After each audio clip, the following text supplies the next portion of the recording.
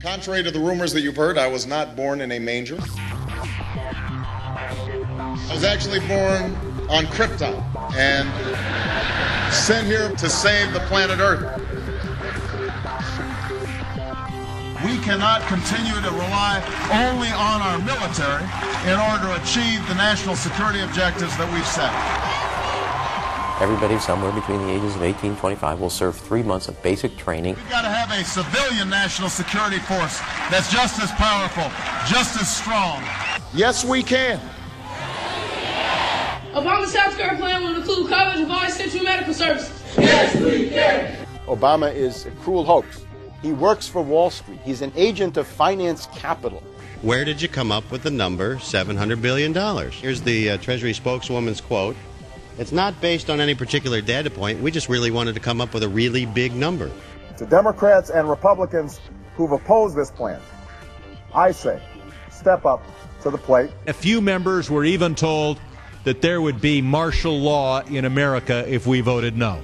Secretary Henry Paulson is no George Washington. I don't think anyone questions, Mr. Kashkari, that you're working hard. Our question is who you're working for. Obama pledged that he would resume the Security and Prosperity Partnership talks between Mexico and Canada that President Bush initiated. The old boss is starting to look a lot like the new boss. Robert Gates is going to remain on the job as Defense Secretary for at least a year. Plenty of sources knew about this meeting, told us and others that it was at Hillary Clinton's house, but clearly it wasn't. We've got to give them a stake in creating the kind of world order that I think all of us would like to see. We see you causing a depression so you can blow out the economy and consolidate it and bankrupt it. We know that you are enemies of free humanity, and we are here standing against your tyranny.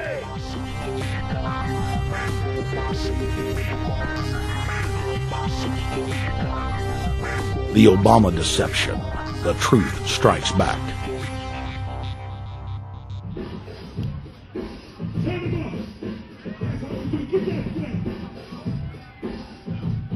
Barack is like the manager of Burger King. All presidents are, including Bush. It's like this. When your fries are cold, if your burger is not done right, you go back to Burger King, America, or your government, and you say, my burger's cold. I want new fries. First, you go to the cashier. That's the courts. You argue to the courts. The courts, if you can't get no justice with the cashier, you say, let me see the manager. I want to go to the Supreme Court. I want to see the president. The manager comes out. Hi, what can I do for you? Now the manager can override the decisions of the cashier, but you never get to see the franchise owner of Burger King. If you really have a problem with your burger, you need to go see the franchise owner. We need to go to the top or to the bottom. We need to go to where the real architecture of government is. And it's not in a president. It's in a global scheme. Politics in America today is identical to pro wrestling. And what I mean by that is, in front of the cameras and the public, we all hate each other. I'm going to kick my opponent's butt. I'm going to whale him from here to high water and beat the crap out of him. Yet behind the scenes, we all are friends going out to dinner. Went to dinner together. And it's all a work. All intermarried. Show business. It's showbiz. And that's what you have today in politics. The Democrats and Republicans aren't really opposed to each other. Left and right mean nothing. The only thing that counts is, are you working for Wall Street or you're trying to defend the people against the financiers? It's pretty obvious that there's some gigantic financial institutions that have been pulling the strings of politicians in this country for a long time. And just the fact that we have it set up where they can donate millions of dollars to these guys' funds, these guys' campaigns. I mean, how do we not expect it all to go bad? America in 2009 was desperate for change. The past 8 years had been a disaster. Those weapons of mass destruction got to be somewhere. Maybe under here.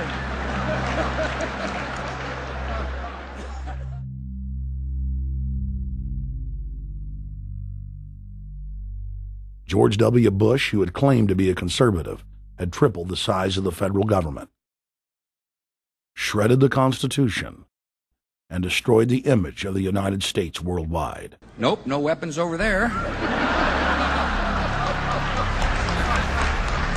Endless wars, over 1 million dead Iraqis, and more than 5,000 dead U.S. troops. The Patriot Act, warrantless domestic wiretapping and spying, the end of Posse Comitatus, the rise of the treasonous North American Union, a deepening recession sliding towards total economic collapse. These factors and other abuses had the American people in a state of panic for their future and the very existence of the United States. The elite were in trouble. The people were beginning to see through their facade, past their front man, and to the ruling elite behind the throne. For the first time in U.S. history, both parties were universally hated. Congress had a 9% approval rating. The globalist agenda had stalled. And then, onto the scene came a man who promised change. Change we could all believe in. Barack H. Obama promised to end the war and bring our troops home fast. He pledged to uphold the Constitution and to stop the federal government from spying on the American people. Candidate Obama told American workers that he was going to get them out of NAFTA and GATT, and he's already breaking those promises. In this film, we will prove that Obama says one thing and does another, and that he works for the very same elite interests that Bush served, the very interest engineering the financial collapse and formation of a dictatorial world government. This film is not about left or right. It is nonpartisan. Our past documentary films are among some of the most damning indictments of George W. Bush and his administration that have ever been made. If humanity has any hope of effecting real change for the better, it will not come from the Madison Avenue false reality makers who have cast Barack Obama as the savior of the world. To alter our course from tyranny to liberty, to defeat the corrupt elite, we must get past the puppets and confront the real power structure of the planet. Now we can see a new world coming into view. A world in which there is the very real prospect of a new world order. Webster Griffin Tarpley is an accomplished geopolitical analyst and historian. Among his scholarly works are the unauthorized biographies of George Herbert Walker Bush and Barack Hussein Obama. Since Bush the Elder made his speech at the United Nations back in September of 1990 talking about the New World Order, I think I've become confused about what's actually going on in the world. The New World Order is a more palatable name for the Anglo-American world empire. It's the planetary domination of London, New York, Washington over the rest of the world. It's hard to get people to join that or think they have a part in it if you call it the Anglo-American world empire. If you call it the New World Order, then people in India or someplace like that or the European Union might think, well, there's something in that for us too. But that's not what it is. It's the Anglo-American New World Order.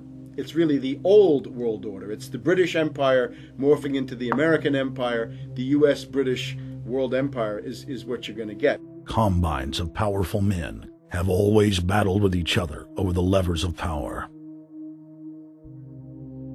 Gerald Celente is recognized as one of the world's foremost trends forecasters and is the founder of the Trends Research Institute. People that are knowledgeable know that the fight that this country has been waging since its inception is for the central bankers not to take over the country. And that's why people like Andrew Jackson were elected. And that's why people revere people like Thomas Jefferson and others. The takeover has happened, and it's a corporate takeover. Agents of the Bank of England attempted to assassinate President Andrew Jackson on multiple occasions because of his resistance against a private central bank being set up in the United States. And it was something that Abraham Lincoln warned. And this is, by the way, why I believe he was assassinated. This is the Lincoln quote. "The money powers prey upon the nation in times of peace and conspire against it in times of adversity. It is more despotic than monarchy, more insolent than autocracy, more selfish than bureaucracy. I see in the near future a crisis approaching that unnerves me and causes me to tremble for the safety of my country. Corporations have been enthroned. An era of corruption will follow, and the money power of the country will endeavor to prolong its reign by working upon the prejudices of the people until the wealth is aggregated in a few hands and the republic is destroyed. Wall Street has killed Main Street."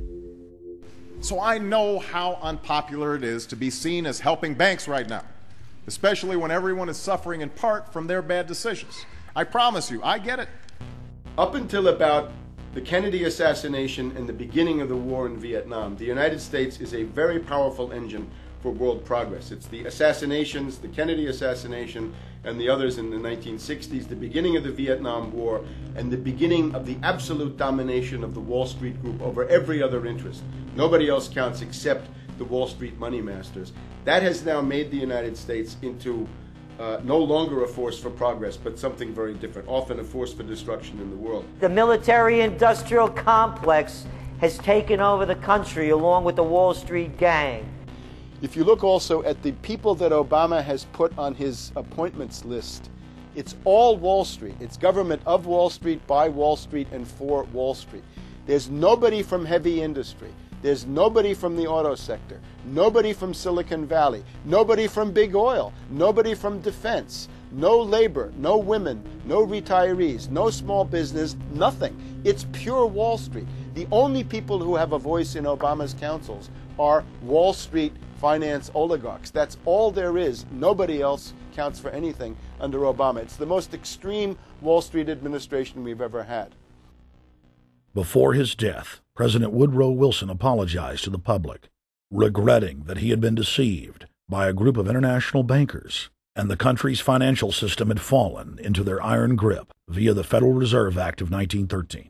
Whether sought or unsought by the military-industrial complex, the potential for the disastrous rise of misplaced power exists and will persist. Dwight D. Eisenhower, he warned the people that the military-industrial complex was taking over the country. Only 3 years after leaving office, President Eisenhower's prophetic warning concerning the threat posed to our system of government by the military-industrial complex came to pass.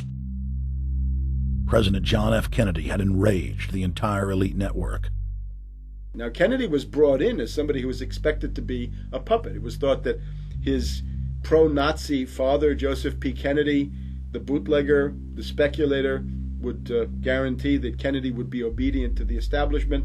They thought that Kennedy was a sex maniac who could be manipulated through all of this, but it turned out that through his personal suffering, Kennedy had discovered a personal sense of himself which went beyond just being a puppet, and he began to think about things like economic recovery, world peace, having a space program, making deals with the Soviets, cutting the Federal Reserve down to size, and a whole series of other things. Executive Order Number 11110, signed by President Kennedy, began the process of abolishing the private Federal Reserve. Kennedy was also pushing for real civil rights reform and had begun the process of pulling the troops out of Vietnam. The last time you had an actual president was Kennedy. The oligarchs took swift and decisive action. When John Kennedy attempted to take the government back from the robber barons, he was brutally murdered. The message to future U.S. presidents and leaders across the world was clear: do as you're told or die.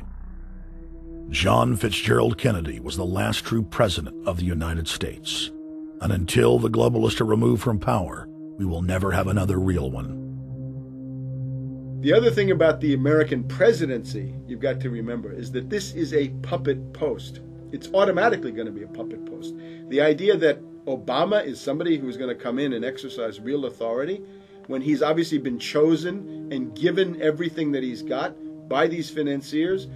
Presidents are now little more than corporate pitchmen who take all the political heat, while the controllers remain in the shadows, safe from public scrutiny. Hip-hop icon KRS-One is not just known for selling millions of albums. He has led a tireless crusade against youth violence and has been a strong voice for human rights. If they controlled it before, what makes you think they're not controlling it now? The country was on a verge of revolution. They threw a black man up. Now we like this. They give him the money, they give him the bundling, they give him vote fraud, they give him the media whores, they give him goons, they even have elected officials making threats to put people in jail if they criticize Obama in public. All of this is the mark of a puppet. And that means that he is a puppet, actually more of a puppet than anybody else, more of a puppet than Mrs. Clinton would have been, even more of a puppet than McCain. He's the maximum puppet that we've had certainly since Jimmy Carter. They put a black face on the New World Order, and now we all happy. KRS ain't buying it. In the real executive power structure, the president serves the military-industrial complex. It's self-owned by the international bankers. If there's a revolution, the population just throws out the prime minister or president. The elite stays in power because the public is never aware of who the real enemy is. In Evian, France in 1991, standing before the Bilderberg Group, the apex of the world government power structure, David Rockefeller defined the New World Order as a system of world government serving the international banking elite. For decades, the banker-owned media would attack anyone who dared to warn the public that a dictatorial world government was being constructed right under their nose, and that national sovereignty was being deliberately destroyed. And now, after years of denial, the media and the elite themselves are proudly announcing that not only is world government real, but is the answer to the financial crisis that they carefully engineered. Suddenly, the Wall Street Journal tells us that the North American Union is here, and that getting rid of the dollar for a common currency with Canada and Mexico is good. The Financial Times of London, published by a member of the Bilderberg Group, crowed that a dictatorial world government had been kept in the shadows for our own good, and that it was now time for it to emerge from behind the curtains of national security. White House Chief of Staff Rahm Emanuel stated on record that they can't let this crisis go to waste. You never want a serious crisis to go to waste. And what I mean by that, it's an opportunity to do things that you think you could not do before. And Henry Kissinger, who gave Barack Obama his first job out of college, told national television that the economic collapse was a great opportunity to bring in the New World Order. He went on to say that Barack Obama was the perfect person to sell it to the world. But he can give a new impetus to American foreign policy, partly because the reception of him is so extraordinary around the world. I think his task will be to develop an overall strategy for America in this period when really a new world order can be created. It's a great opportunity. It isn't just a crisis. In June of 2006, our team traveled to Ottawa, Canada, to gather intelligence on the shadow government's agenda for the coming years. I think that's the Queen. Investigative journalist and best-selling author Daniel Estulin had been tracking the Bilderberg Group for more than 16 years.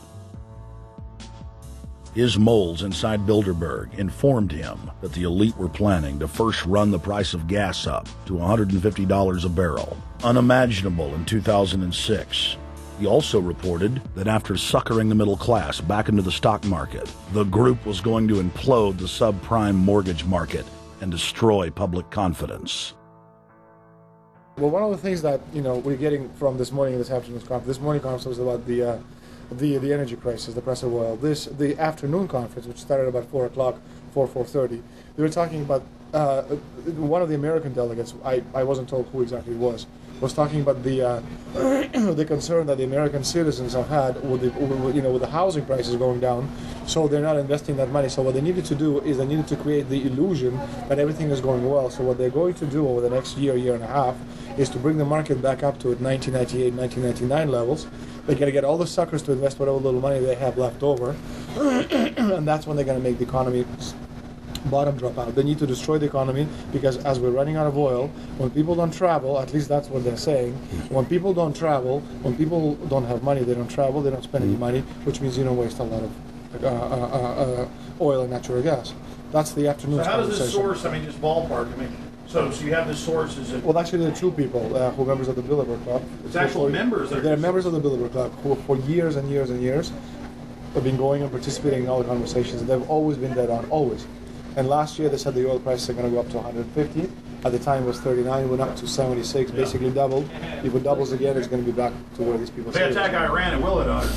Year after year, Estelin and other reporters like Jim Tucker are able to report on future events with stunning accuracy, all because they know the agenda of the Bilderberg Group. The Bilderberg Group sits at the top of the world power structure.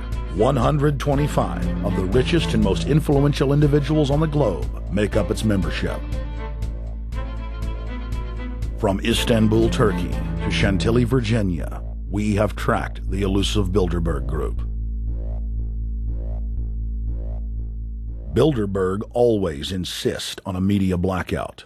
By June of 2008, we had already figured out that Barack Obama was the elite's puppet of choice. The national media claimed that during the weekend the Bilderberg Group was scheduled to meet, that Obama had speaking engagements set for Chicago and the Midwest. We knew better. In a classic bait-and-switch, the Obama campaign told the press corps to get on Obama's campaign plane, and that Obama would join them on the flight to Chicago. Campaign staff then slammed the door shut. The fawning press had been shanghaied as Obama's campaign aircraft lifted off without Obama. Robert, why were we not told about this meeting and that the senator wouldn't be on our flight until the doors were shut and we were about to taxi to take off? Again, we had a desire, Senator Obama had a desire to do some meetings. Others had a desire to meet with him tonight in a private way, and that's what we're doing. We set up these meetings. They're being done tonight. Again, Is there more than one meeting? Is there more than one person with whom? I'm not going to get into all the details of the meetings. I don't know that I've got a ton more different answers for all of your questions. Obama wasn't going to Chicago. He had a meeting to attend, a secret meeting. Initially, it was believed that the secret meeting took place at Clinton's Washington, D.C. home. Obama's spokesman denied that, but won't confirm where the former rivals met. He also declined to comment on their topics of discussion. For a day and a half, the mainstream media engaged in a wild goose chase, trying to find out where Hillary and Obama had gone. 3 cover stories later, the corporate press had to admit they had no idea where the two candidates had gone. And to this day, Clinton and Obama aren't talking. Plenty of sources knew about this meeting, told us and others that it was at Hillary Clinton's house, but clearly it wasn't. In 2008, the trail led us to the Westfields Marriott Hotel, right outside Washington, D.C. We just flew into Washington, D.C. We're driving to the Westfields Marriott. Tomorrow, the hotel's closed throughout the week into the weekend for the Bilderberg Group meeting. We're going to check in the night before. They're going to kick us out tomorrow. So we're going directly into the belly of the beast. The hotel will be filled with at least 5 spy agencies: CIA, Defense Intelligence, Mossad, European Union Security. We checked into the Westfields Marriott 48 hours before hotel guests were scheduled to be thrown out ahead of the annual meeting. The building was nestled in the heart of the military-industrial complex, with the National Reconnaissance Office and Raytheon just a stone's throw away.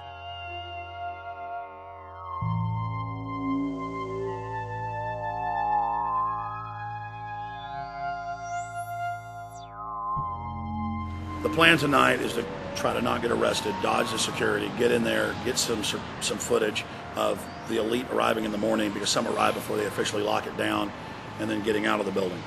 That's our plan. I'm also going to be getting a call by a international syndicated radio show, Coast to Coast AM with George Noory, and all week he's getting briefings from me every night about things as they develop.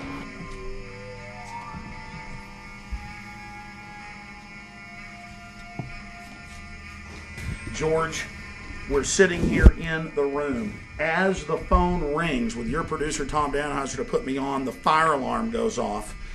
So everybody is exiting the building. I know this is a setup. They timed it exactly when this happened. Open the door. I want them to hear the fire alarm. Open the door. I want people to hear this live to the 16 million people listening.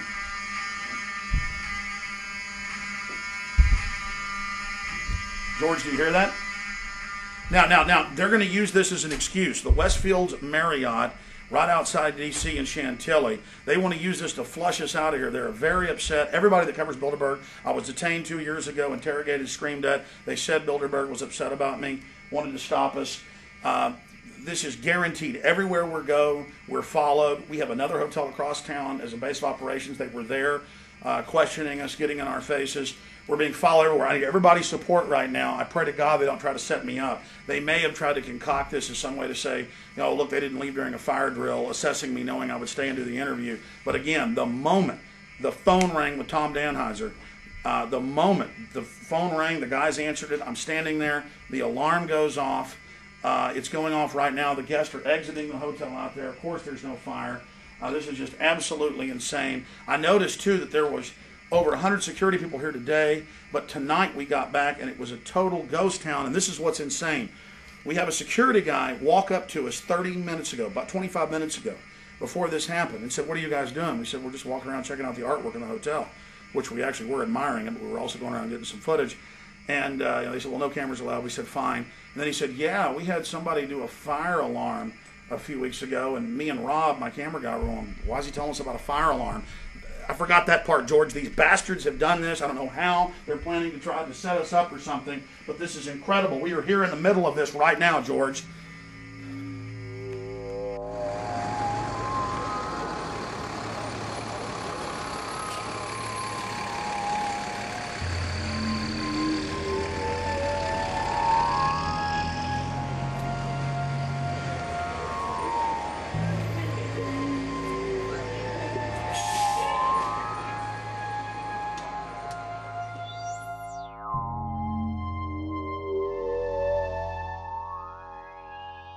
There you go. Stay there. Keep it locked.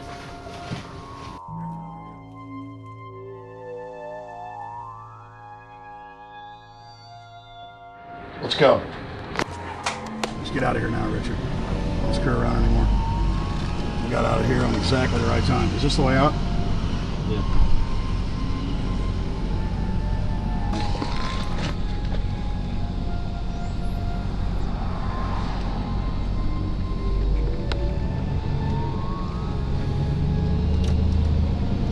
We got a car right behind us.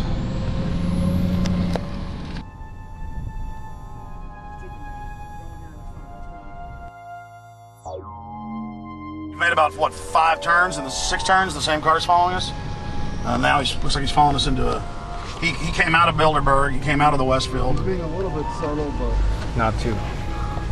So there he is. That's him over there in the blue car. Yeah.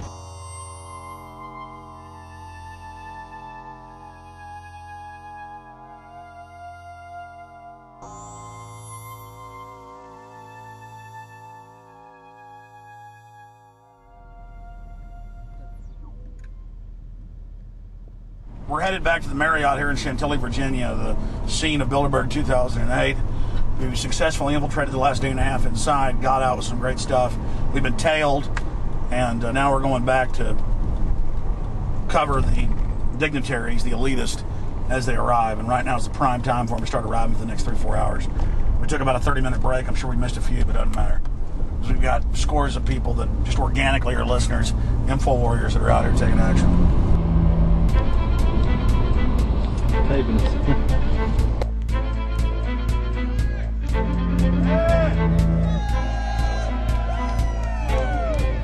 Yeah!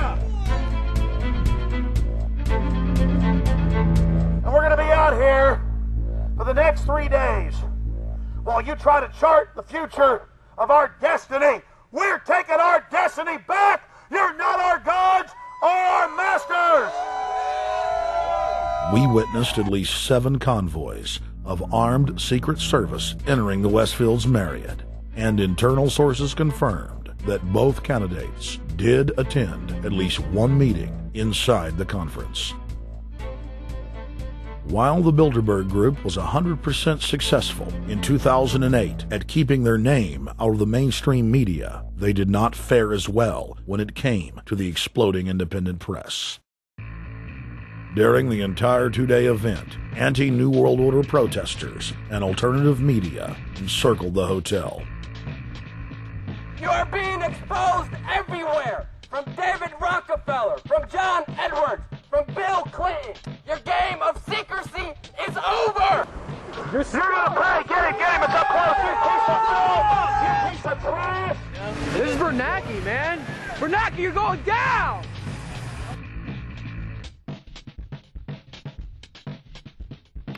Obama, we know you're here, Obama. You cleared your schedule for the next 3 days. We know you're in Virginia. Arch criminals! New World Order scum! We are not your slave scum! Brave Americans came from all over the United States and bullhorned the main conference hall at close range as the global power brokers schemed inside. You are criminals!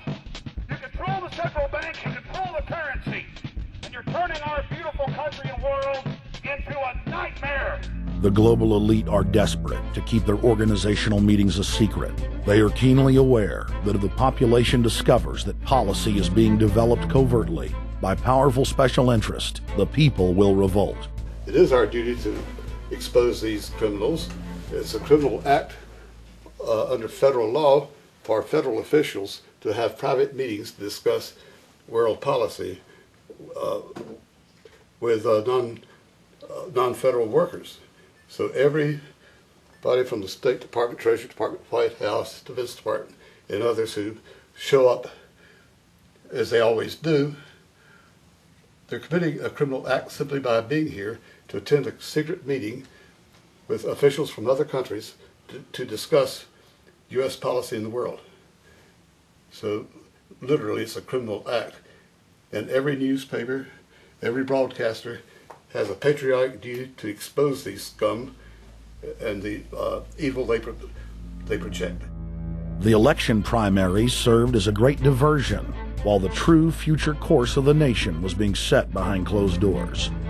You've got, obviously, the Bilderberger Group, founded by the former Nazi Prince Bernhard of Holland.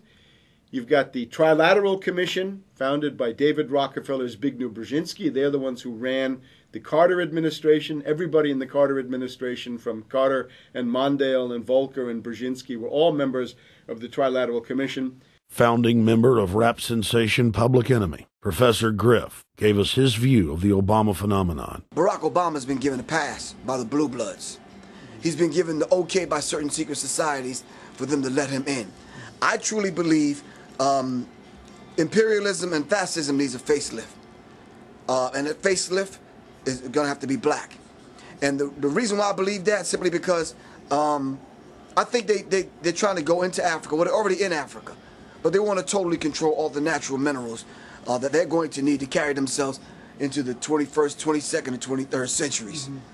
You follow me? So I think they have to go through a phase of galvanizing the masses of dark-skinned people that truly believe that change needs to come, but the change that they're talking about is not necessarily change for the better as far as the masses of the people. It's probably a better change for them. It's not going to change for us, the little man on the totem pole. And no one looks at the agenda. As long as he positions himself right, have the right tie on, have the right smile, repeats the slogans over and over and drives it home, the average American is just going to swallow it hook, line, and sinker. And we don't even know what the agenda is. Writing in his 1964 book, With No Apologies, Senator Barry Goldwater said, The Trilateral Commission is intended to be the vehicle for multinational consolidation of the commercial and banking interest by seizing control of the political government of the United States. The Trilateral Commission represents a skillful, coordinated effort to seize control and consolidate the four centers of power: political, monetary, intellectual, and ecclesiastical. What the Trilateral Commission intends is to create a worldwide economic power superior to the political governments of the nation-states involved. As managers and creators of the system, they will rule the future. Bilderberg issues executive decisions and prime directives to its subdirectorates for implementation. The Trilateral Commission takes the Bilderberg Group agenda and executes it through regional roundtable groups throughout Europe, Asia, and the Americas. The Council on Foreign Relations serves as the managing roundtable group in the United States sector. The Council on Foreign Relations has dominated every administration since the days of FDR. The way in which they make policy and rule is that they are a polycentric oligarchical system. You have to be a finance oligarch. Remember, this is not a society ruled by generals, not by priests, not by bureaucrats, not by demagogues, none of those, but by bankers. Bankers rule, and the bankers set up these institutions. They set up things modeled on the Royal Institute for International Affairs, Chatham House, and the Milner Round Table of the period right after the Boer War, so even before World War I. You had the British setting up these round tables, institutes with publications and conferences, and this is how they make policy. Upon Obama's inauguration, members of the Bilderberg Group, Trilateral Commission, and CFR flooded into every position of power in the executive branch, replacing Trilateral Commission and CFR members who previously filled the positions during the Bush administration. When you look at the U.S. ruling class, you'd have to say that they're a really pathetic bunch of failures and bunglers. They are a miserable excuse for a ruling class, and that's one of the big problems we have. Is you go from Clinton to Bush to Obama. What stays the same is the ruling elite that gives these puppets the orders that they act on. And these orders are wrong-headed, let's say, to say the least. They're basically bankrupt. They're going to lead to the collapse of this civilization. What they're doing is using the existence of the United States as a formerly powerful nation-state to act out their Wall Street fantasies of world domination and maintaining their capital structures and maintaining their system of looting. And this can't be done. So the basic question is, they've hijacked our country and you got to take it back from them. You've got to drive Wall Street out of the government, and at that point you'd have a reasonable chance of getting back to prosperity and some kind of peace and order in international affairs. We had a chance to speak with economist and author George Humphrey. They have created a power elite, and we're not talking about the millionaire down the street. You can't even be a member of their club unless you're a multi-billionaire. And friends, this is not about rich versus poor. This is about a very, very small handful of the worst criminal element on this planet manipulating and destroying the good people of this nation and of this world. About this Obama with change. Look at the people he's put in to mastermind the economic recovery. Larry Summers. I love it. Every time they talk about Larry Summers, he's always brilliant. He's another brilliant one. He's the one that helped dismantle the Glass-Steagall Act, the banking act that was put in place in the 1930s, so the banks couldn't become the banksters that they become. In the 1990s, you had the beginning of the derivatives bubble, thanks to people like Alan Greenspan, Rubin, Summers, a lot of the people who are now back in the Obama administration. And the derivatives, I think, are the centerpiece of this entire problem today. These are the same people, Geithner from the Treasury Department. Could you imagine that? Now we have the U.S. Treasury Secretary, who also is a Robert Rubin protege of the Larry Summers Group, that dismantled Glass-Steagall and broke apart the regulations that would have prohibited the banks and brokerages from becoming these criminals. He was the former president of the New York Federal Reserve, And now he's our Treasury Secretary. And as we all know, the Federal Reserve is as federal as Federal Express. It's a private bank. And now we've put this guy in charge of it? I mean, Wall Street has hijacked Washington in broad daylight. Every single one of his appointments support the status quo. Every one of his appointments are there to screw the American people. Every single one of his appointments are people who are working to bring down the Republic and the Constitution of this country. Secretary of the Treasury, Timothy Geithner, Bilderberg Group and Trilateral Commission member. Secretary of State Hillary Clinton is a Bilderberg and CFR member. She is also married to Trilateral Commission member William Jefferson Clinton. Ambassador to the United Nations, Susan Rice, Trilateral Commission. National Security Advisor General James L. Jones, Bilderberg, Trilateral Commission, and CFR.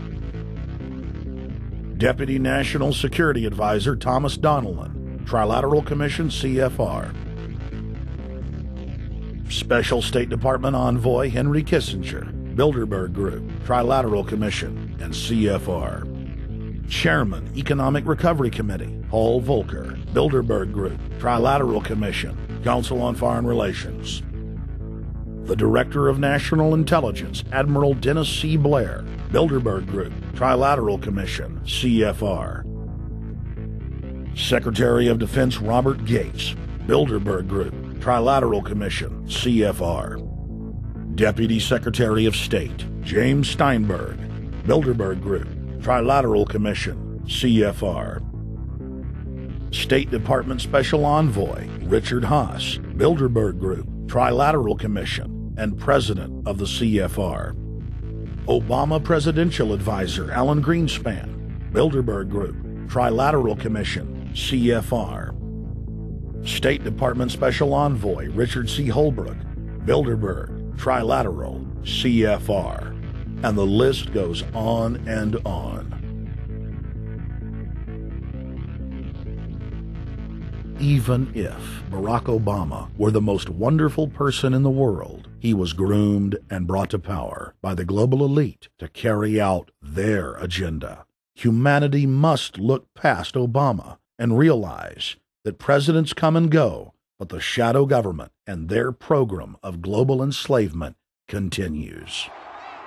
How could people be so stupid and gullible to believe a bunch of political people? So people who voted for Obama were trying to express, I think, first of all, something worthwhile. The hatred for Bush, Cheney, the neocons, the desire to punish the Republicans for their adventures, their police state, and their economic depression. The second question was on the economy. People felt that Bush was selling them down the river into a world depression. He is, of course, the new Herbert Hoover in that regard, so they were trying to get something different from that. The tragedy, of course, is, and this is really why Obama was groomed and prepared over a period of almost 30 years now, that Obama is there to frustrate and to deceive all of those hopes. Obama is a cruel hoax. He's a bogus sham. He's an absolute denial of everything that you'd expect from an American president. It is very disturbing to see well-meaning people falling for high-tech propaganda over and over again. It happened after 9/11. The American people en masse were swept into a mob psychology, irrationally throwing their common sense to the wind and doing whatever the administration told them to. The general public eventually caught on to the fact that George W. Bush was a deceitful thug and that the economy was in freefall. In the midst of it all, Barack Obama was there, speaking out against the abuse of the people at the hands of the establishment. With the election of Barack Obama, the world rejoiced that the United States was no longer in the hands of madmen. But unfortunately for humanity, this was another vicious fraud. I want to like the guy. He speaks gently, he's intelligent, he seems to be a man of peace. He is just as charismatic as they come. But you know what? Is that a tree is really, really measured by the quality of its fruit. And when you kind of put away all the flowery words, when you put away all the rhetoric, when you put away all the rock and roll music, what he does is what's important for the people of this country, starting with the truth. Obama is notoriously a liar. He promised that he would get out of Iraq, I think within 16 months at some point. We had Samantha Power telling the Scotsman that he wouldn't be bound by those promises, and sure enough, he's now not going to be bound by those promises. Obama pledged in hundreds of speeches and interviews that within 6 months of being elected, he was going to bring our troops home from Iraq. But after he was inaugurated, the story changed. Now he said that they would look at bringing some of the troops home in 16 months. 2 weeks later, his story had changed again. Now the administration would look at bringing the troops home in 23 months. Well, Obama's already fudging. He's fudged since day one in this election, where he first said we're getting out. Well, now it's a timetable, and now it's da-da-da, because they're getting to him. They're understanding that, and he ain't going to be able to get him out because people more powerful than him got us in. When he first ran, remember, he was going to take the troops out. I get in there, troops come home. Day one. There is no military solution in Iraq, and there never was. I will begin to remove our troops from Iraq immediately. And then that went to 16 months. And now he's going to add, they're saying, another 30,000 or more troops to Afghanistan. Next, he sent 30,000 more Marines to Afghanistan, doubling the total number of forces in the crosshairs. Barack then announced that he was going to move missile systems into Eastern Europe to encircle Russia. But after all, what should we expect after he kept Bush's Secretary of Defense Robert Gates? The outcome of this policy is if you're constantly meddling near the Russian borders with these fascist creeps, IMF, NATO agents like Yushchenko of Ukraine or Saakashvili or Georgia, or these Kaczynski twins in Poland, or various collections of people in Latvia, Lithuania, Estonia, you're tied to these gangsters, and if they decide to start a war, that rapidly escalates into thermonuclear World War III. This is worse than the neocons. Bush and Cheney never got as far as Brzezinski, Soros, and the other people running Obama. Barack Obama swore that he would vote to repeal the Patriot Act, but then he voted for its reauthorization. Obama decried the Bush administration's illegal warrantless wiretapping of the American people. Then he voted to legalize it. Obama pledged that he would filibuster any attempt to give retroactive immunity to the telephone companies, the telecom companies, except he then turned around and voted for that bill. Most people don't know, for example, that he voted to reinstate the Patriot Act and more government wiretapping. Candidate Obama told desperate factory workers in speech after speech that he was going to renegotiate NAFTA and GATT to make it more fair for American workers. It is absolutely true that NAFTA was a mistake. But then his campaign was caught sending out memos to top corporate leaders, telling them not to worry and that it was just campaign rhetoric. We had Obama saying, you know, I'm against free trade. I don't like NAFTA and all those free trade sellouts. We had Austin Goolsbee going to the Canadian diplomats and saying, don't mind him. He's just popping off. That's just election era rhetoric. Doesn't mean anything. Presidential candidate Barack Obama was publicly criticizing the North American Free Trade Agreement in a bid for votes, but privately telling Canadian officials not to worry about it. He said that he was going to bring us peace in the Middle East. He said that he was going to bring us transparency and a balanced economy. He said that he was going to not have lobbyists. He said he was going to clean up government. He said he was going to work for the environment. And point by point by point, within the first month of his inauguration,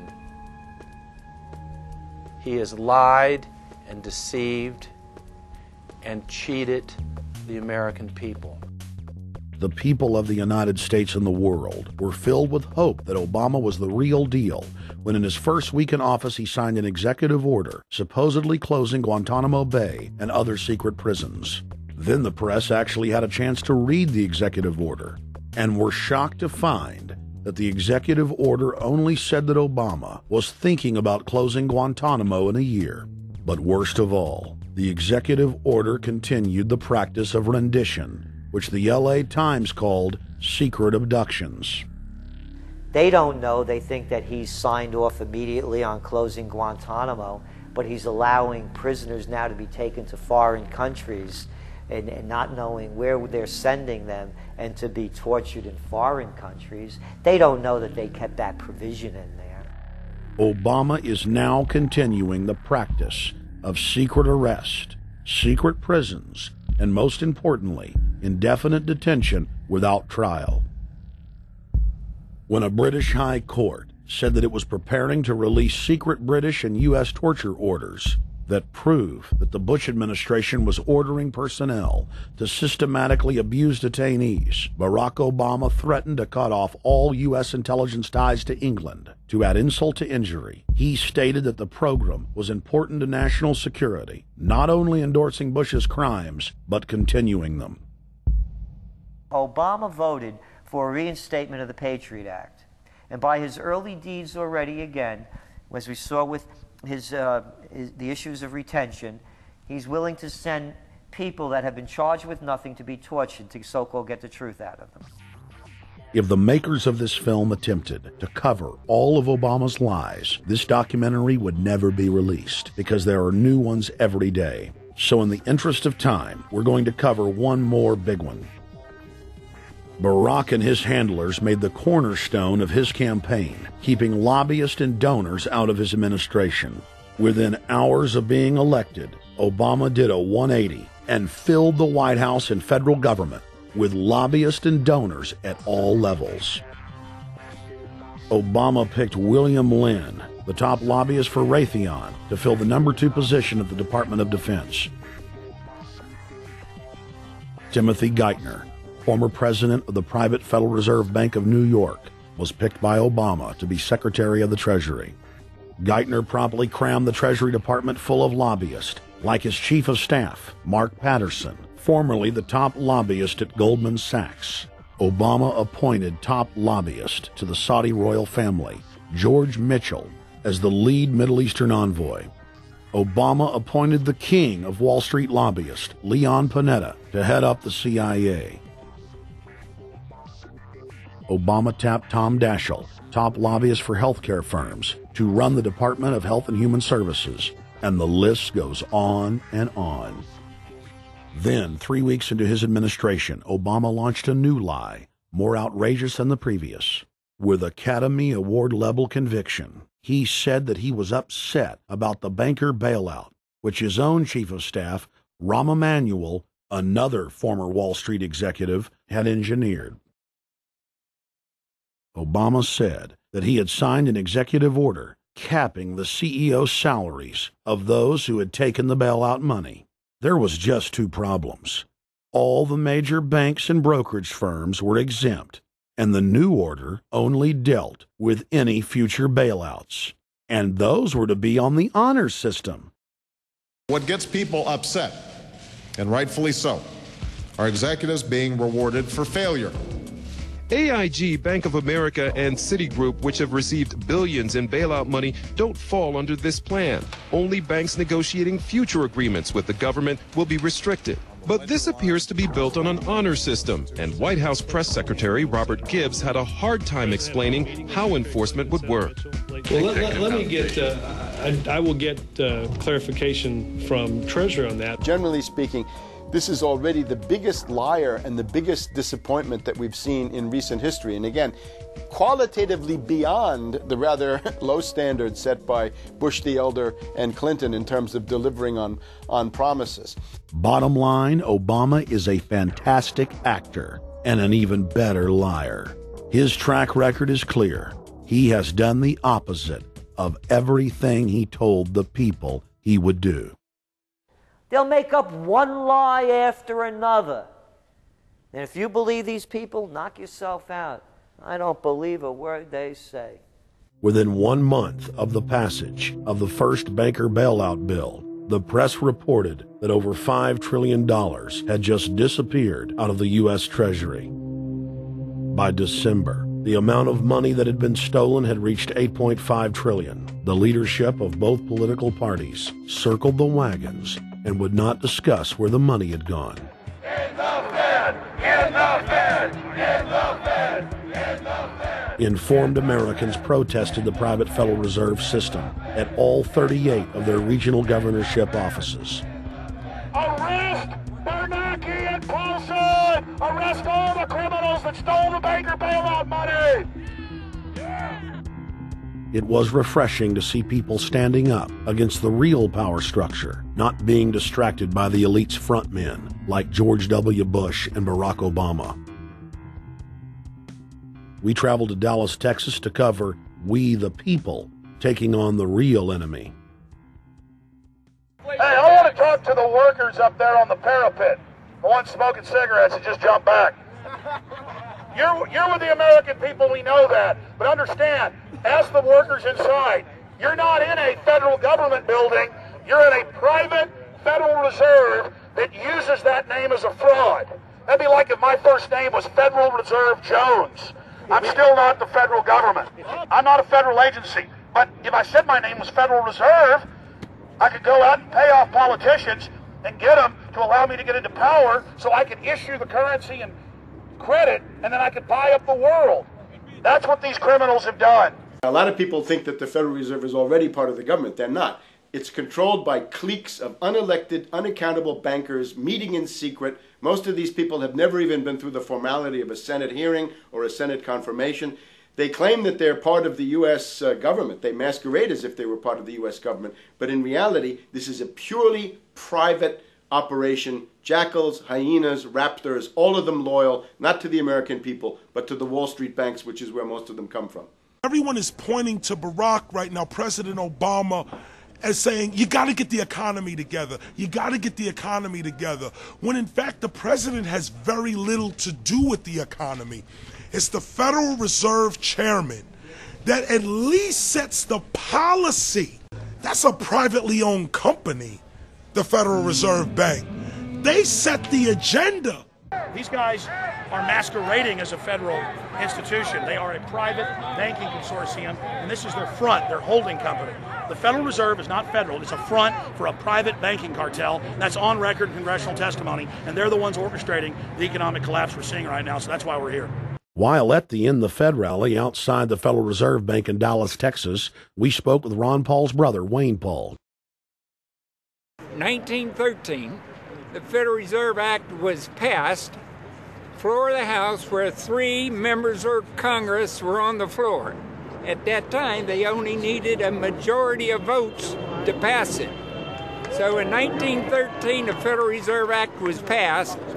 20 years later, 1933, under Roosevelt, the United States was declared bankrupt.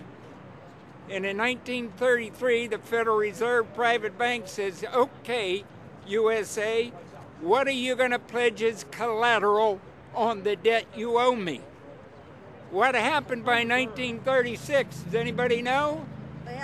We instituted Social Security system, and you and I and our children and our children's children were pledged as collateral on the debt of our government to the Federal Reserve.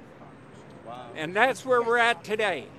It took 20 years to make this country bankrupt, and since then, our government has operated under emergency powers of our government. It is not the president that makes the decision in this country. It's the Secretary of Treasury who turns around and is put in there by the Federal Reserve to manage the bankruptcy. We've been in bankruptcy ever since. So to print $700 billion and to give it away, how do they get away with it? The manager of the bankruptcy is told by the Federal Reserve this is the way to go. That's where we're at today. Yes, we should point out, Congressman Ron Paul now has a huge amount of sponsors for a bill in the House of Representatives to abolish the private Federal Reserve crime syndicate. In 1913, the money power of the country was taken away from the people. By constitutional privilege, it belongs with the Congress, but it was given up in the Federal Reserve Act. The Federal Reserve is no more federal than Federal Express, but yet it has the power to determine the direction of use of money in our economy. If we could take that power back and put the Federal Reserve under Treasury, we start to be in a position of being able to control monetary policy on behalf of the United States people. The Federal Reserve is totally private, and Alan Greenspan 2 weeks ago on PBS on Lair NewsHour said on record that they are above the law, the Congress, the President, everyone. No court can do anything. We run America. What is the proper relationship, what should be the proper relationship between a chairman of the Fed and a president of the United States? Well, first of all, the Federal Reserve is an independent agency, and that means basically that there is no other agency of government which can overrule actions that we take. So long as that is in place and there is no evidence that the administration or the Congress or anybody else is requesting that we do things other than what we think is the appropriate thing, then what the relationships are don't frankly matter. Notice what Greenspan is saying. Greenspan is saying the Federal Reserve is beyond the law. And in reality, they are in practice beyond the law. Nobody, as far as I know, has ever audited the Federal Reserve. One of the first things we ought to do when we nationalize the Fed is go in there and find out the audit. Who stole money? Who engaged in corruption? There's a whole series of people going back to Volcker, to Greenspan, to Bernanke, and so forth. Think of the arrogance of private group of banks that have bankrupted the nation by design so they can repo the country. A private group of banks that loaned us our own money back are telling us they're above the law. You are not above the law, criminals. No one is above the law. No one is above the law, and the private Federal Reserve sure as hell isn't either. Since the founding of the Federal Reserve back under Woodrow Wilson, the Federal Reserve has struck out 3 times. They didn't stop the crash of 1929. They didn't stop the banking panic of 1932, 1933. And now they are the cause of the derivatives crisis because they're the ones who inflicted derivatives on the world with Alan Greenspan. Instead of our economy being about goods and services and real products and manufacturing, it's all about these guys, the private Federal Reserve that masquerades as a government entity who controls the issuance of currency and credit. They're the ones that have cut off the liquidity in the market. They told us have a debt-based economy. Then they cut it off once they get us under their thumb and implode the economy so they can consolidate it. And that's what they're doing right now. I mean, it's in their own documents, it's in their own statements. They claim, give us unlimited power, give us trillions of dollars of the Baker bailout bill that's already $5 trillion, not $850 billion as they say. And we'll get the economy going, but they're hoarding the money and buying up other banks that aren't part of the Federal Reserve, buying up insurance companies, buying up roads, infrastructures, media empires, defense contractors. What the banks do is they implode an economy by cutting off credit, and then once things really fall to a low, and they know the low because then they buy everything up and start then putting more money back into the economy, and then they build it back up. So they build us up and then shear us, build us up and shear us. And they're getting ready. All over the world, they're always shearing some country, imploding it. Comes out in their own IMF and World Bank documents. That's just the foreign arm of the same cartel. And these are the people who claim to be the saviors of the economy, the people who have created every important crisis in the past 100 years, the Federal Reserve. So it's illegal, it's unconstitutional, and it's a failure. And I think the failure is what everybody can see right now. Yeah, what they do is they make you think Clinton's evil in running things. Then, oh, Bush will save us. And then, oh, Bush was evil. Now we'll be saved by Barack Obama, but he's just a puppet. But as we get deeper into this phase, when they implode the economy, they have all the money and all the control. But they also like to pose as the savior. So Obama is meant to be the savior during the Depression, and he'll save us with a 1 million person, he said, is bigger than our military, domestic spy force, a 3 million person environmental spy force. So giving people these jobs to be government bureaucrats and spies to go out and manage the other 290-something million Americans. And so this is classical fascism. The communists also do it. Any vertically integrated command and control authoritarian system does this. So they're openly following what the same group of banks did in Germany, Russia. It's in the Communist Manifesto to have a private central bank, because the private central bankers actually wrote the ideas that they had Marx and Engels put out. People go, well, why would the banks want communism? It doesn't exist. They rape us, they consolidate us, they put us into work brigades, they make us slaves, and they say it's a people's paradise. Look at it, boy, you're really doing good. And then they transfer all the wealth of the nation offshore. The globalists are outside all the nations. That gives them safety, and they play countries off against each other. And so that's what we're facing and dealing with. And so they're bringing in classical, hardcore tyranny in the U.S., but we have the internet. We've grown our numbers. The alternative media has exploded. That's why they're trying to move in to shut down and regulate and tax the web, but it's too late for them. They're playing in the 19th century, 20th century rules. It's 21st century, the century of resistance to tyranny. And so it's going to be one hell of a fight with the people and free humanity on one side and the New World Order on the other. And every one of you out there counts, needs to be involved in this fight like nothing you've been involved with before, because this is life and death. Everything depends on exposing these people. Everything depends on showing the people that this is the New World Order, this is the criminals. We're dealing with the king rats here, the people that are carrying out tyranny worldwide. And either they fall or we fall. Either worldwide darkness and a new age of tyranny and oppression and with a scientific overlay, or a new age of liberty and freedom and a new renaissance. The choice is the people's out there.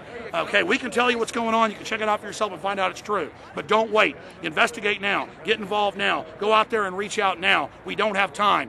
If you're looking for the solution, look in the mirror. Look right into the mirror, because you out there, men, women, old, young, black, white, doesn't matter. It's going to be up to you if they win or if liberty succeeds and the people have a chance of having any future. These are cold-blooded eugenicists. These are cold-blooded people who think they're God, think that they're our masters, that think that we're animals. These are the guys that funded Lenin and Stalin and Hitler and Mao. These are the guys, it's all on record, that bankroll this stuff. They are hardcore vicious, and they must be resisted. You're watching The Obama Deception. We're going to go right back to the film in just a minute. But I wanted to take some time out in the middle of the film to encourage all of you that are watching it online right now to go to Infowars.com and purchase a high-quality DVD of the film. Or you can go to PrisonPlanet.tv and download a high-quality DivX version to burn to disc or DVD to give to your friends, your family, your neighbor, and your community. I also want to challenge all the viewers out there to take time out, to write notes as you watch this film, and to check all the claims that we've made for yourself, because I'm confident in the information presented here. And I want you to not trust me, but to know for yourself, to know in fact that Obama is a betrayer and a liar, a Judas goat, a Trojan horse to bring in the one world government. So again, I want to thank you for watching The Obama Deception. You can go to Infowars.com and get a high-quality DVD, or watch it in super high quality and burn disc to give your friends, your family, your neighbors, and warn the public at PrisonPlanet.tv. Now let's cut right back to The Obama Deception. Up until about the Kennedy assassination and the beginning of the war in Vietnam, the United States is a very powerful engine for world progress. It's the assassinations, the Kennedy assassination, and the others in the 1960s, the beginning of the Vietnam War, and the beginning of the absolute domination of the Wall Street Group over every other interest. Nobody else counts except the Wall Street money masters. That has now made the United States into no longer a force for progress, but something very different, often a force for destruction in the world. That doesn't need to remain that way. The interest of the American people is to fight to take your government back from Wall Street and make the United States a force for progress in the world, which we easily could do if we could just break the power of the people behind Obama. The main banks of Europe, which were started by Adam Weishaupt and Rothschild, the Banque Nationale de Paris, the Bank of England, the Bank of Italy, have all financed the messianic and war leaders of the last 200 years. Napoleon, Lenin, Stalin. They backed Adolf Hitler. They backed Franklin Delano Roosevelt. And they are backing right now Barack Obama. The banking cartel had established a beachhead in 1913 through the Federal Reserve Act. In 1947, they set up a parallel shadow government through the National Security Act. From 47 on, the national security state began the long process of absorbing federal and state bureaucracies, while at the same time undermining the constitutional power of Congress and dominating the executive branch. By controlling the issuance of currency and credit, the private Federal Reserve was able to buy up most of the Fortune 500. And if a company wouldn't sell, the bankers would unleash federal regulators to run them out of business. Private central banks in Europe, the United States, and England took taxpayer money and loaned it at over 30% interest to third world nations. The bankers would then bribe the leaders of those countries not to pay back the loans. Their third world puppets would sign agreements stating that when the country defaulted, the banks would be given all the natural resources and infrastructure of the once sovereign lands. But worst of all, the countries would pledge future taxes paid by the people in perpetuity as profit to the private banks. By the year 2000, there were few nations that had not fallen to the designs of the money power. The globalists were now ready to start their final phase of world government takeover, the destruction of the Western nations' economies. To carry out their final takeover, they first removed banking regulations like the Glass-Steagall Act in the late 1990s. This allowed their front companies to issue unlimited credit to the world and to set up colossal Ponzi schemes, the likes of which the world had never seen. The scams were advertised by the controlled corporate media as completely legitimate. Because of the fantastic returns, private investors, corporations, state and local governments invested heavily. They had taken the bait, hook, line, and sinker. To destroy confidence, in late 2007, the bankers themselves began to badmouth the scams they had created. Next, the central bankers cut off the tsunami of fiat money that they had been using to pump up the bubble. When Congress and the public refused to write the finance oligarchs a blank check, the bankers began to engage in financial terrorism. They said that the world would go into another Great Depression unless their demands were met, further destroying confidence. The stock market instantly had its biggest one-day loss in history, but even that wasn't enough to force Congress to capitulate to the offshore banks. Senator Inhofe of Oklahoma and Congressman Brad Sherman of California, amongst others, told the world that the entire Congress had been threatened with martial law by the White House and the Treasury Department if they didn't pass the so-called banker bailout bill. The only way they can pass this bill is by creating and sustaining a panic atmosphere. That atmosphere is not justified.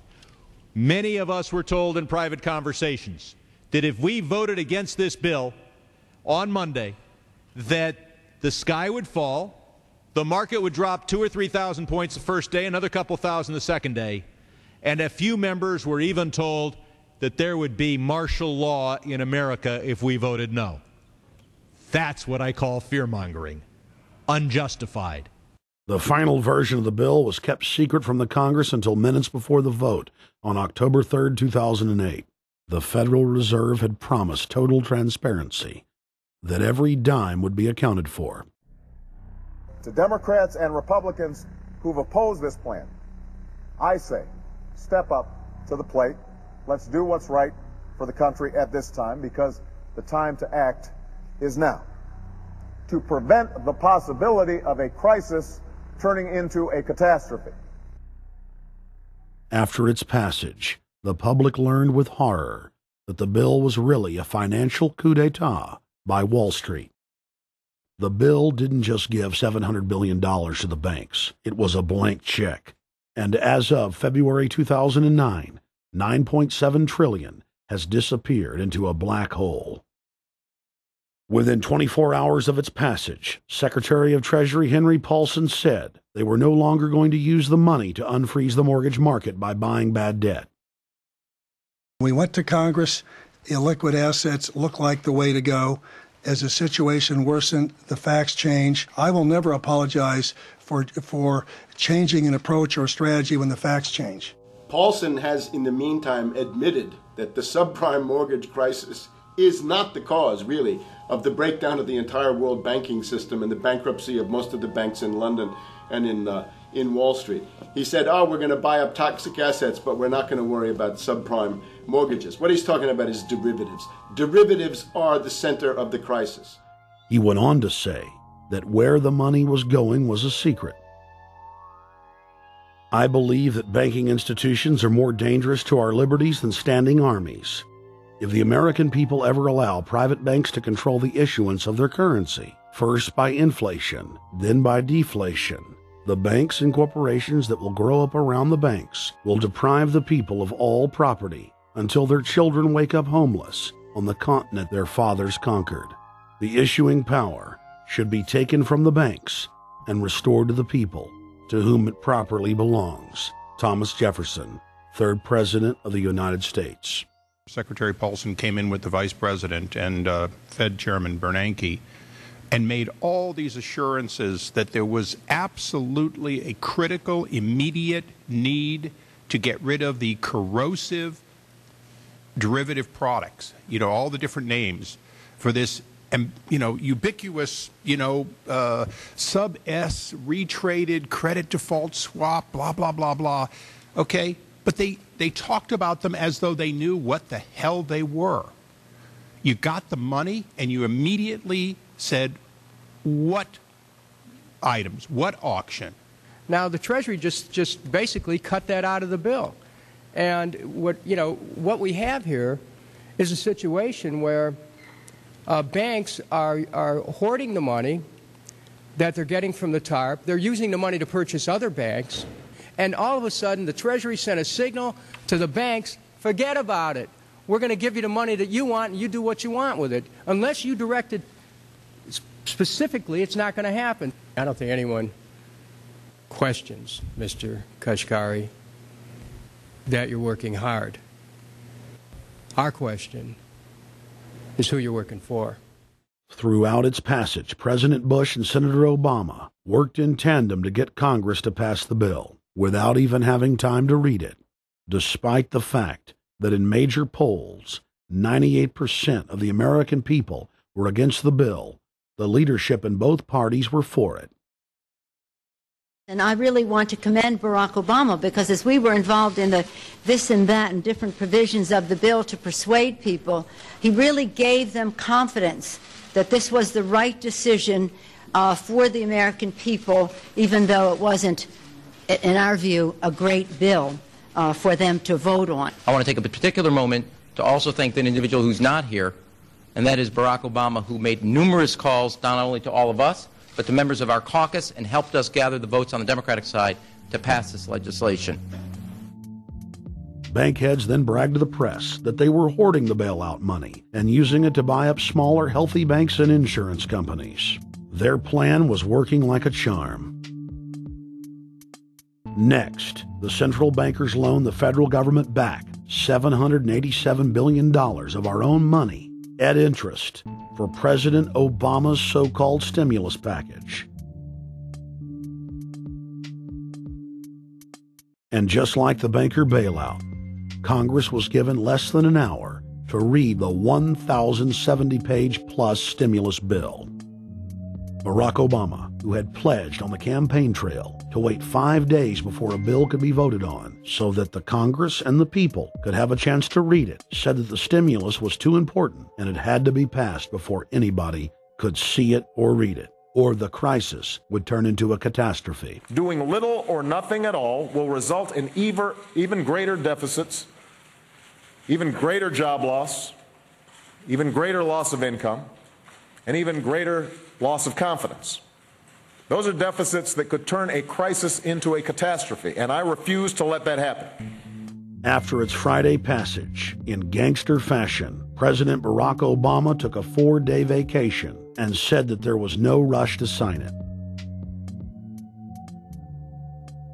The spending bill was really a takeover bill, designed to further federalize the states and to pay off rich donors that had donated to both parties. As the world slid deeper into depression, the bankers celebrated the fire sale that they had created.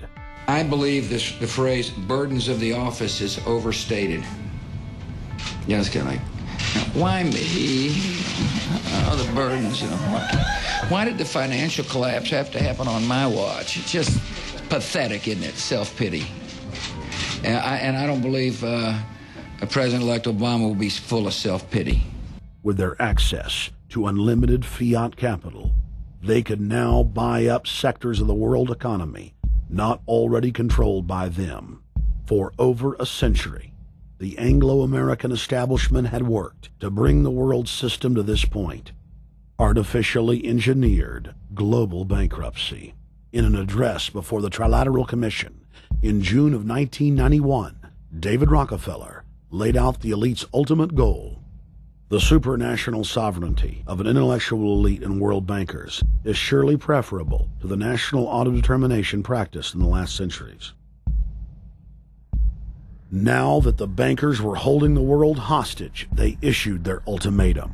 The only solution to restart the global economy would be to set up a planetary government ruled by a new Bank of the World, a Bank of the World owned and controlled by them. Suddenly, hundreds of prominent publications announced the solution, the people's only salvation. Time magazine, in an article titled The New World Order, said that the new super bank would control the world's currencies and set interest rates, and that the new bank would, quote, knock the heads of bad countries like the United States.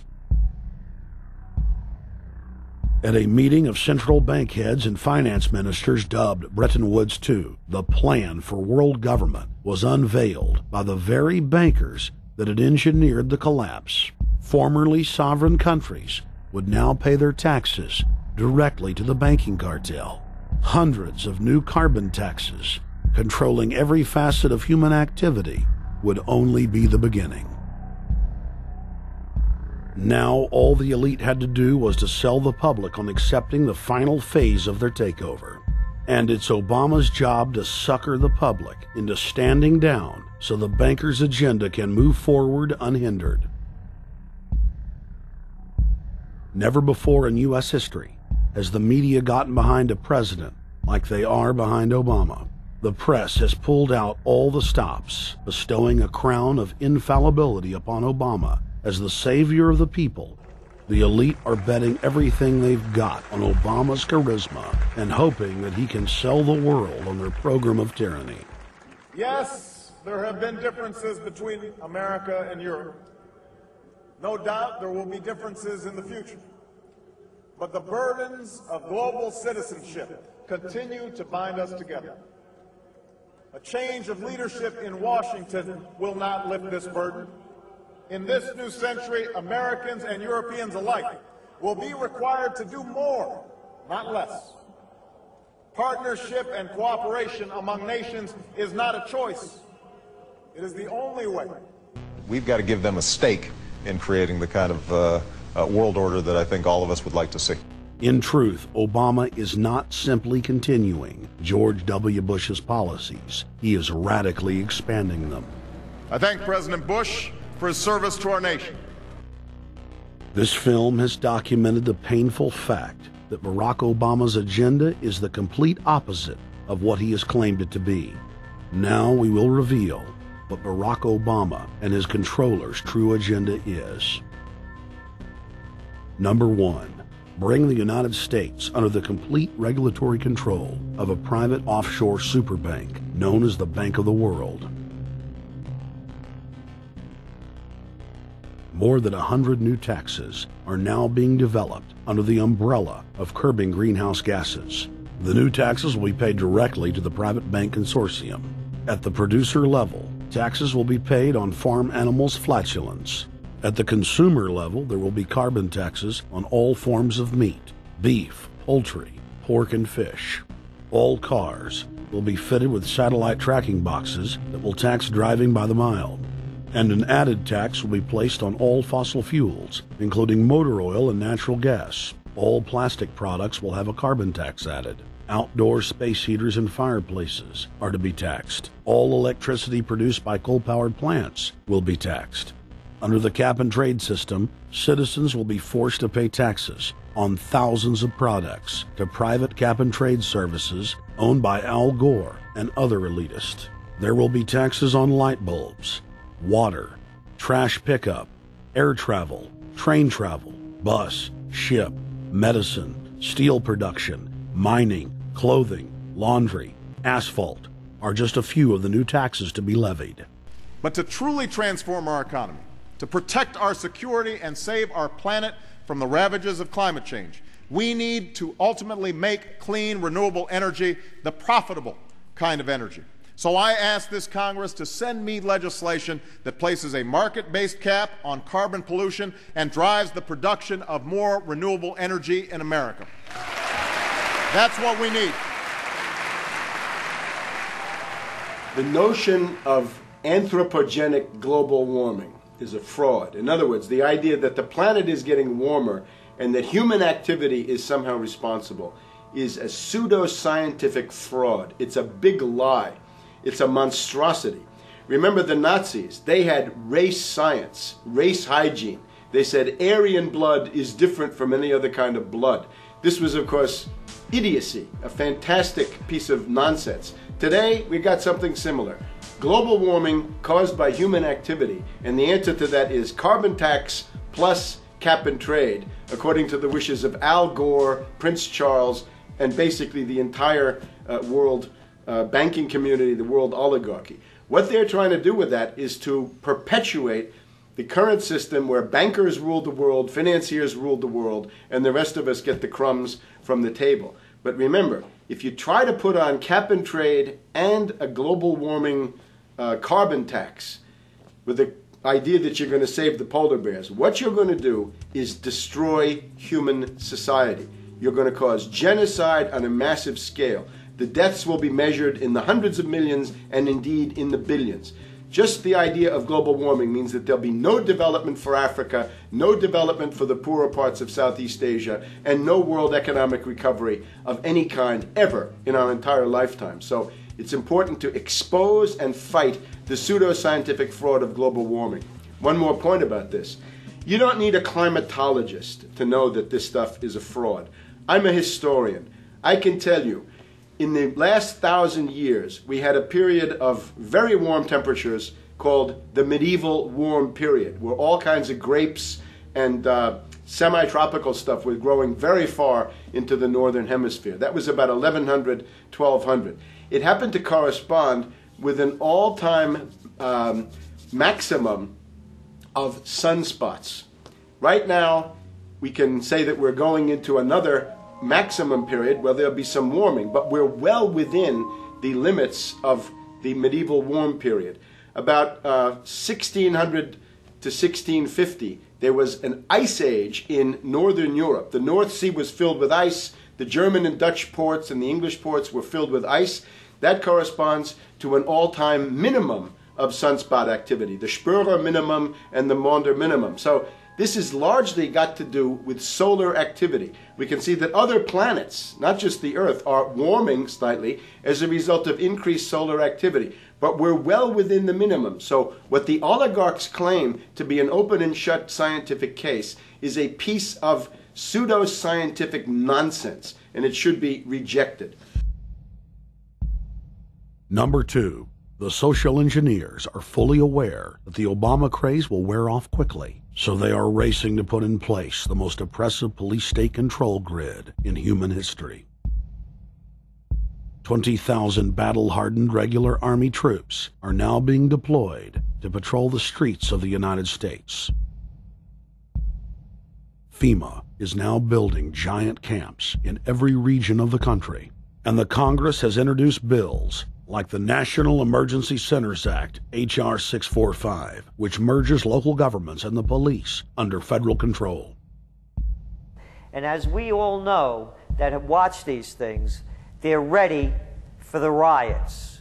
With these detention centers that are being opened up around the country, with state police training for riot control in the event of economic calamity and food riots, they know what's going on and they're prepared for it. So people better also prepare for it themselves. Anyone that's not prepared for what's going to happen, they deserve what they get, because there's enough information out there pointing to the problems. and they should take all precautionary actions. Next, Obama ordered the Defense Department to issue DoD Directive 1404.10, establishing a 1 million person civilian army under his control. Simultaneously, Obama launched USAService.org. The new website deceptively masquerades as a federal agency, but in reality is a recruiting tool building a separate, completely private army outside of government that takes orders directly from Obama's controllers. Barack Obama has refused to rescind Presidential Decision Directive 51, signed by George W. Bush. The directive plainly states the president is a dictator and that Congress is ceremonial. We cannot continue to rely only on our military in order to achieve the national security objectives that we've set. We've got to have a civilian national security force that's just as powerful, just as strong, just as well funded. President Obama and his Chief of Staff, Rahm Emanuel, have repeatedly stated on the record that all Americans below the age of 64 will be forcibly conscripted into federal service. Citizenship is not an entitlement program. It comes with responsibilities. Everybody somewhere between the ages of 18 and 25 will serve 3 months of basic training and understanding in a kind of civil defense. Now, it doesn't always have to be service in uniform. One of the things that if you talk to our generals, they are desperate for is a civilian counterpart to our military forces. So is this compulsory then? Well, you have to, in a sense, it's a required of everybody, 18 to 25, 3 months, and at some point at that point you do it. Obviously, I'm not going to say perfect legislation. We'll work that process through. You could do it during a college summer, you could do it after Anytime. high school. If you have a demagogue with a fanatical mass movement of personality cultists who is imposing the program of a group of extreme bankers and finance oligarchs, that's fascism. Obama's transition site, change.gov, proclaimed that middle school and high school students will be forced to serve the federal government. Fascism is gutter up, streets up, hooligans, thugs, fervently idealistic students, swarming adolescents, just the kind of thing you see around Obama. The way you get a population to enslave itself when the police and the army are no longer enough to do that. So I think that's if you're a left liberal, it's time to open your eyes to that. All young Americans between the ages of 18 and 24 will be conscripted into a paramilitary domestic security force. If Obama has his way, adults and seniors will also be forced into other forms of service for the betterment of the homeland. Number 3, disarming the American people. Obama operatives in the Congress have introduced more than 10 bills that would end the Second Amendment as we know it. H.R. 1022 would allow the new Attorney General Eric Holder the dictatorial power to ban any gun he wishes at will. In 2008, before the Supreme Court, in the D.C. gun ban case, District of Columbia versus Heller, Holder argued for the complete disarmament of the American people and that only the military should own firearms. H.R. 257 would ban all youth shooting sports, including YMCA and Youth Olympic shooting clubs. H.R. 45 would force all gun owners to undergo federal psychological screening, registration, and testing to keep their firearms. White House Chief of Staff Rahm Emanuel has proposed the extrajudicial banning of any American on the fraudulent no-fly list from owning any firearm. That is, if you are on the no-fly list because you are known as maybe a possible terrorist, you cannot buy a handgun in America. Over 25,000 Americans are added each month to the no-fly list, which numbers over 1 million people who have not been charged or convicted of any crime. It's a case of mistaken identity for a 5-year-old boy from Normandy Park. He had trouble boarding a plane because someone with his same name is wanted by the federal government.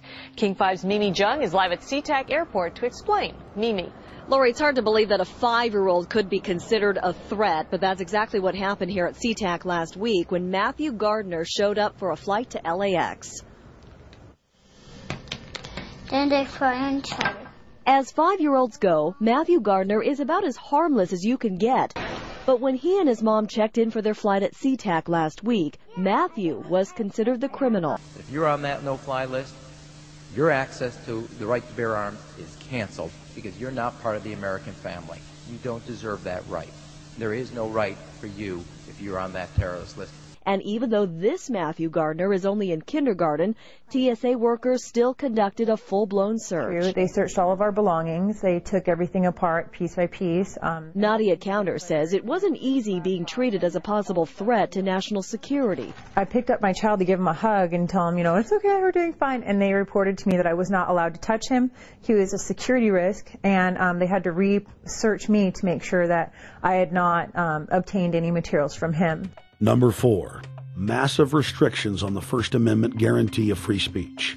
The President, Congress, and the FCC have announced plans to not only curtail speech on talk radio and newspapers, but to also regulate speech on the Internet through the Orwellian-named Fairness Doctrine. The Obama machine is also pressuring Congress to pass draconian hate speech laws that will eviscerate the First Amendment.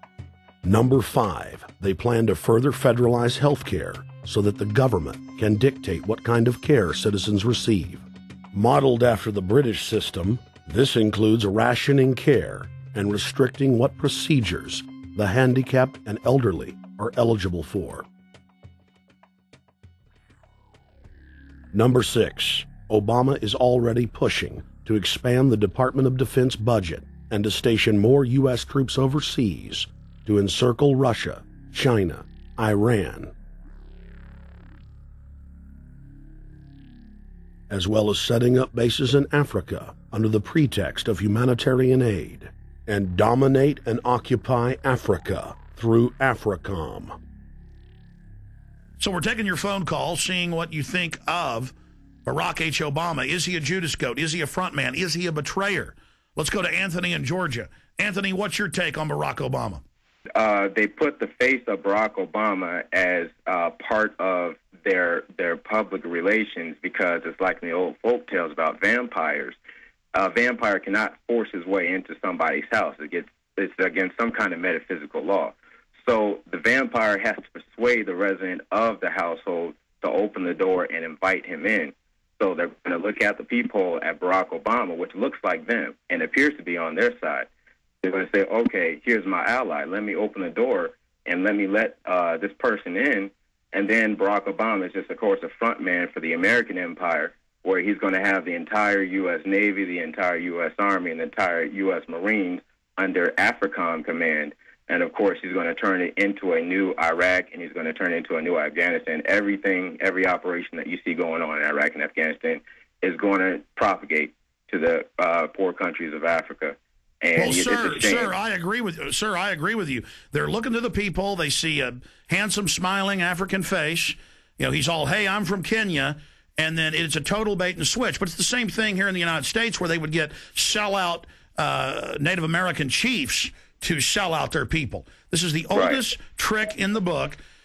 And he can also pacify the most downtrodden minority groups in the United States. And he's saying, hey, get ready for sacrifice. Get ready to lose your standard of living. They're like, yay, I love Obama. They could never get away with this with a John McCain. Obama basically does a couple of things. One is, again, this idea, kick the Chinese out of Africa. Kick them out of Sudan where they get oil. Kick them out of Zimbabwe where they get raw materials. Start a civil war in Congo, another big source of raw materials.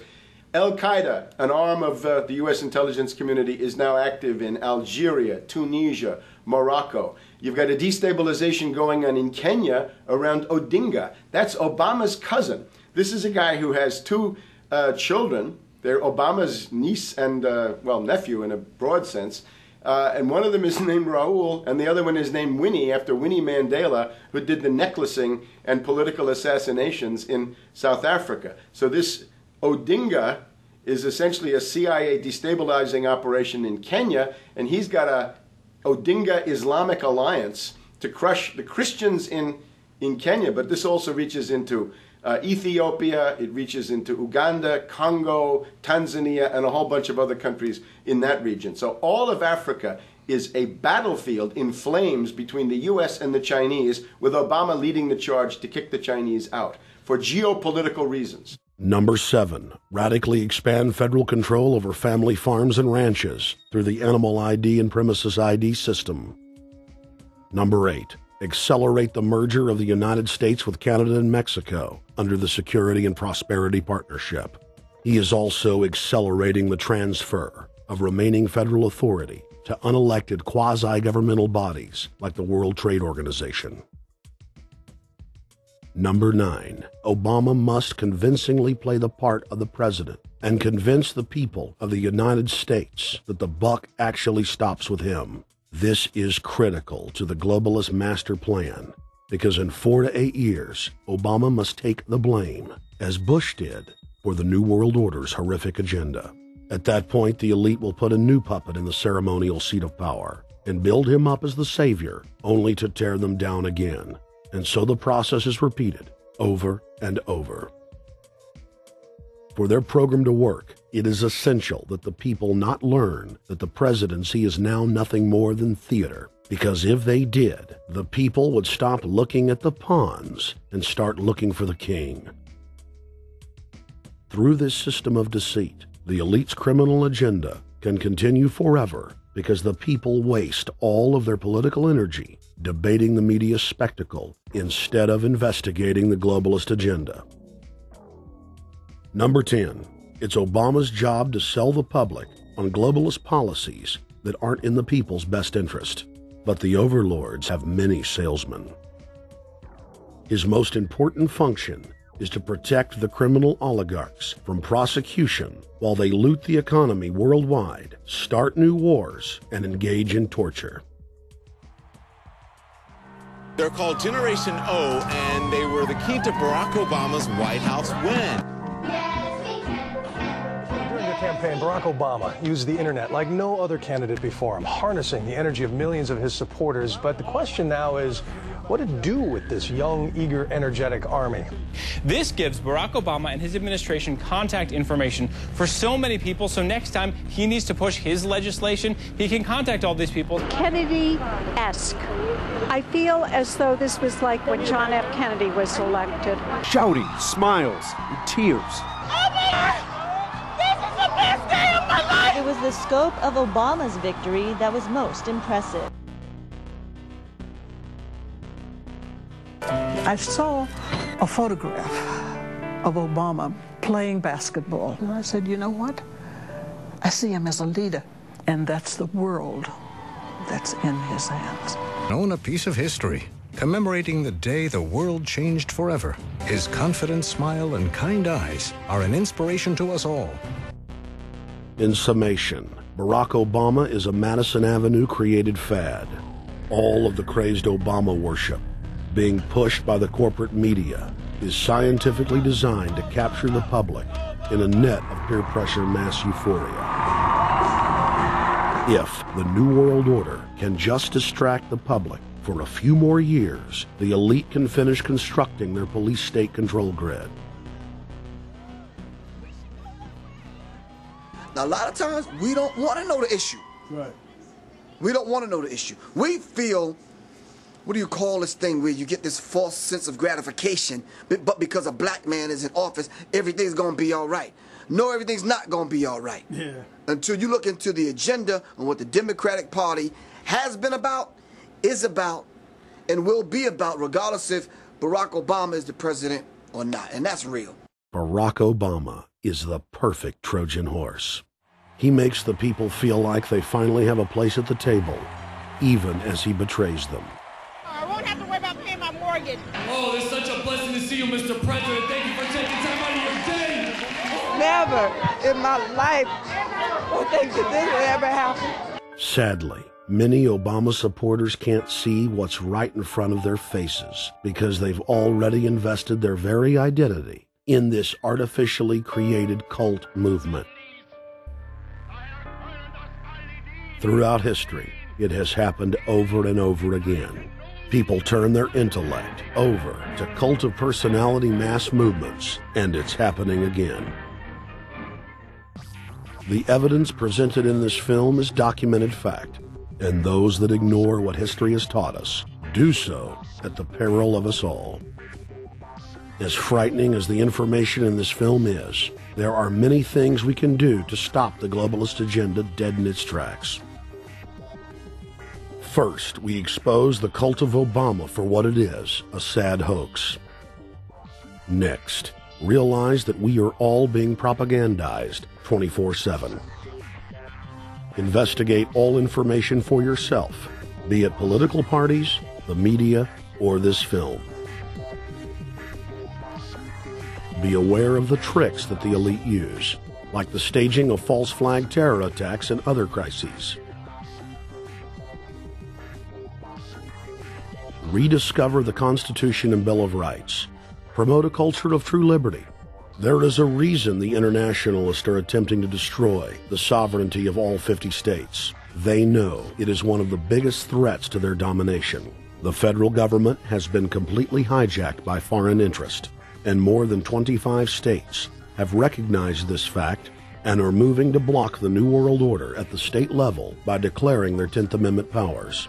But most important of all, there is a huge awakening taking place in the United States and across the world against the globalist agenda. Free people everywhere are joining together and saying no to corruption and tyranny and no to world government.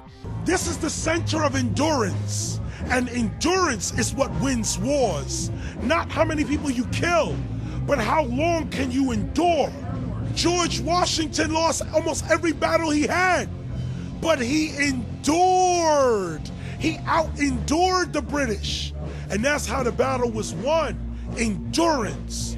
And each and every one of you watching this, every single one of you, is just as important as the people who were our founding fathers.